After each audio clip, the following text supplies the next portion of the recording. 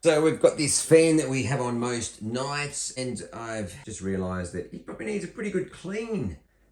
It's disgusting. This was just a cheap fan we got from Bunnings maybe 2 years ago. It still runs like a gun. It's good to have on at night time. Has a bit of white noise. Makes it easy to sleep, especially for the missus. She loves to have it on. And I reckon and I don't think we've cleaned this thing since we've had it. So if you've got a pedestal fan like this one and it's a bit dirty, you might want to watch this and see how to quickly pull it apart and clean it. Let's get into it. So the first thing you want to do, up the top here, we have a screw, which is normally the case with most fans. There's just a little nut on the back. I only done this up by hand, so it does come undone quite easily.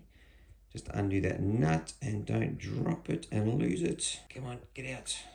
So there's a little nut there. We'll put that aside and then just wiggle out that little screw there. Now the next thing you want to do is undo 3 or 4 of these clips on the side. So just pull them up like that. Another one here on the top. There's another one here and another one here. So once you've undone all the clips, the cover of the fan will be released. And now we've got this very filthy fan blade. Look at that. Can't believe I've used this fan for so long without cleaning it. Okay, so the fan blade's very easy to take off. So just grab this center cap here and turn it clockwise. That will release it because the fan goes clockwise and that actually keeps the center cap tight. So you need to go clockwise to undo it. That center cap comes off, very easy. Now the fan blades will pull off just like that. So that's what 2 years of dust looks like. Ew. So last but not least, we want to clean the back of the fan cover as well. So this also has a center cap, which should release by turning it anti-clockwise. Center cap removed.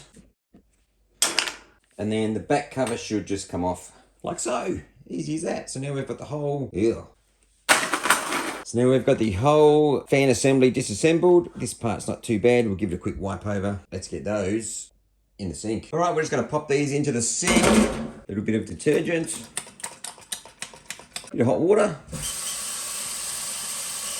I'm just going to grab my car wash brush out of the shed. That'll make the job much easier. So we've got some hot water in the sink there. That is already a bit disgusting. Let's start with the fan. Look at that, that's already way better.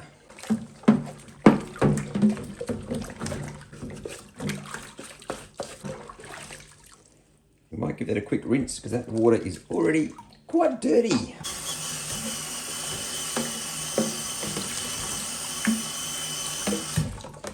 All right, fan blade done. Next up, our inner cover.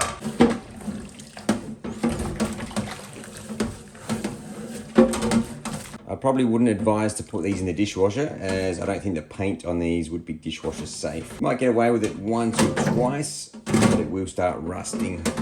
Fan cover's looking pretty good. Give that a quick rinse. These are awesome. They're about $12 from Bunnings. You can go from a spray to normal. Swivel spray head attachment, I think they're called. So that's pretty good. There's our cover clean. I might get some fresh water. Check that water out already. Grab a glass of that before we empty it. Check that out. That's from our fan. Yum. Some fresh water in there.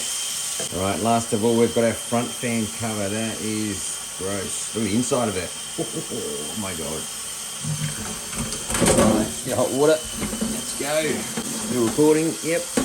It would suck if I wasn't recording because then I'd have to wait another 2 years to do this again. Alright, these come up super good. Look at that, 5 minutes and they're like brand new again. Give that a quick rinse. Under our Bunnings swivel tap adapter.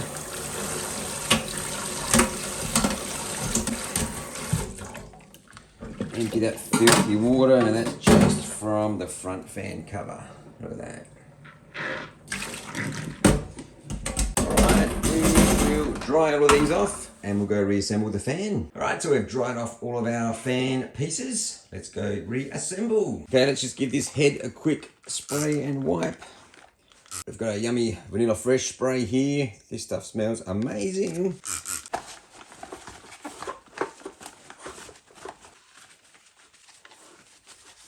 Okay, so assembly is super easy. Just in reverse, you want to start with your rear frame. On the back, you will have a little handle that you can transport the fan around the house with. So this goes at the top. So just keep that handle to the top and slide it over the two little knobs. Most fans have little locating tabs. There's two at the top and one at the bottom on this one. So handle at the top and just slide that over the locating tabs like so. And that fan cover will stay there until you're ready to put on the locking nuts. Grab your locking nuts, pop it over the shaft and clockwise onto the thread. Do it up fairly firmly. Just pick up by the handle and make sure that's attached nice and secure.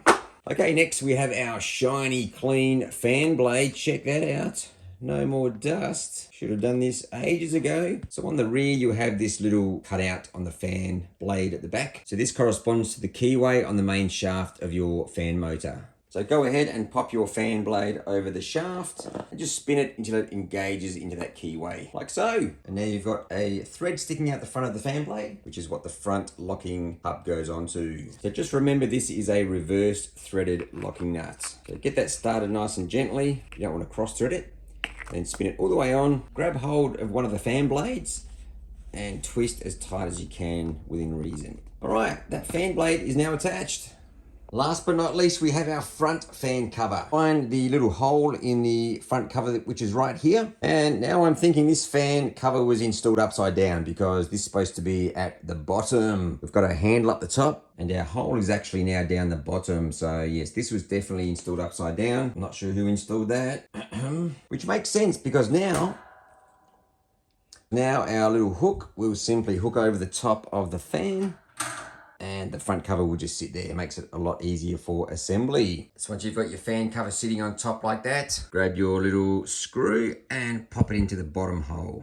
Or at the top if you've installed it upside down. And you want to put the nut on the back of the bolt. It's a bolt, not a screw. Screws are for timber. Bolts have a fine thread with a nut. Okay, that's on good enough. So the final trick is to locate all of the locking tabs on the sides.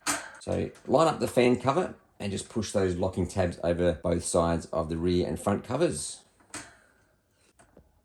So we've just got one more on this side here and we're done. Now we have a brand new looking, very spiffy oscillating fan. Check it out. No more dust. Looks amazing. Let's see if it works.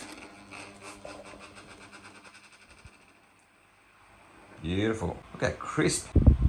Ooh, that's quite breezy. See you on the next video. And as always, thanks for watching. If you like what you see, hit the like button. Leave a comment below. That would help my channel grow. And if you want to subscribe to my channel, that would be fantastic. Beauty.